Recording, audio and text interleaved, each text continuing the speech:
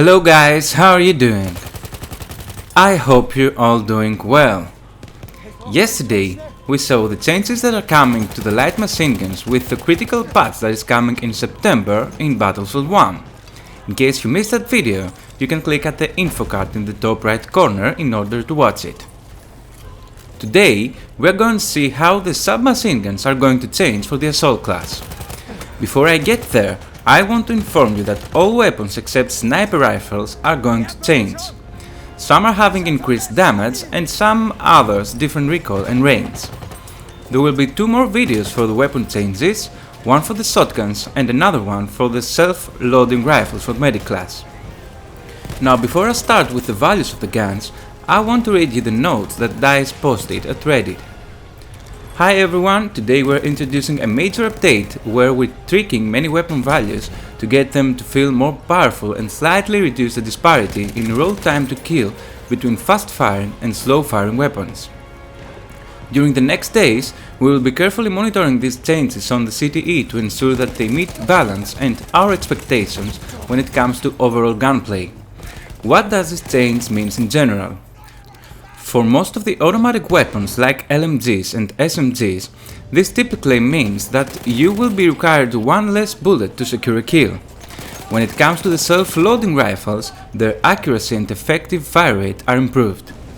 These changes should make these weapons that require multiple hits to kill more effective relative to bolt-action rifles, shotguns and explosives.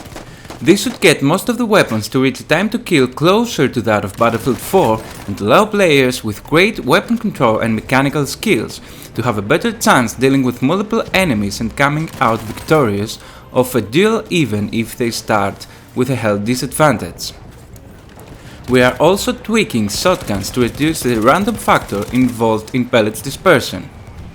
So, that was the message from DICE, and now let's move on to our specific subject, the submachine guns. Before I start, notice that the changes are not final and they are being tested at the moment I upload the video, so some changes may going to happen.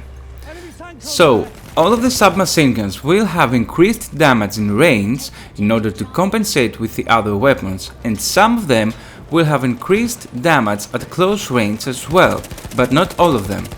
The Automatico, for example, is one of them for sure. They didn't increase the damage it makes at close range, making it no so overpowered compared to the LMGs as they are now, and they lowered its vertical recoil in order to compensate with the new weapon values. Now starting with the MP18 and the SMG 0818 Maxim, which are sharing the same ammunition, the minimum damage is now 15 from 13.5 and the maximum damage is 28 from 23 that it used to be. I noticed that the MP18 is now really good and it may come back in the game more often. Nice, I like that gun.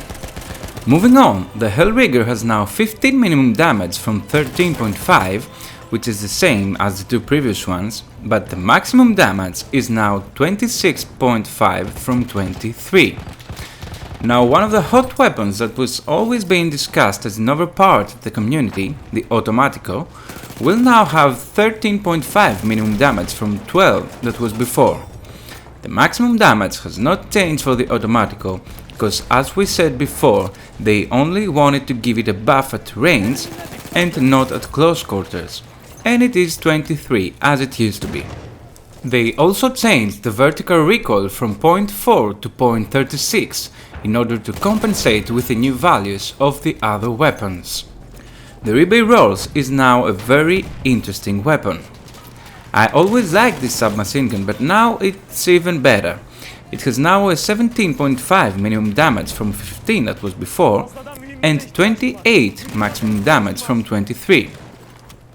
Now the last gun in the list is not a submachine gun really, and it's not even an assault class weapon.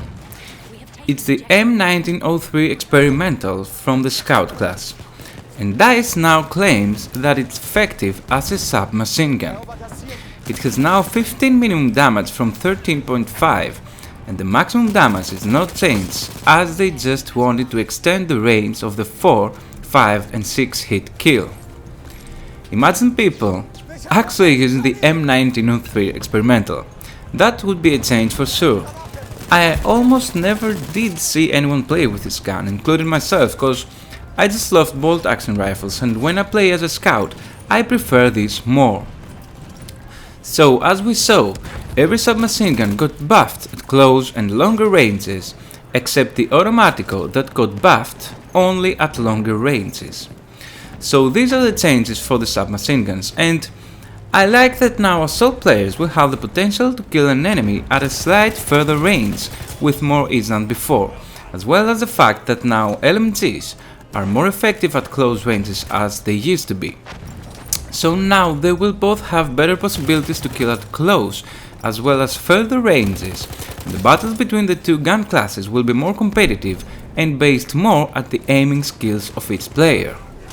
So that's it from me and the new changes for the submachine guns. I will leave in the description down below the changed values if you want to check them, and tomorrow we're going to see how the self-loading rifles are going to change in Battlefield 1. If you liked the video, please give a thumbs up, if you didn't, a thumbs down, subscribe for more, and I'll see you in the next one.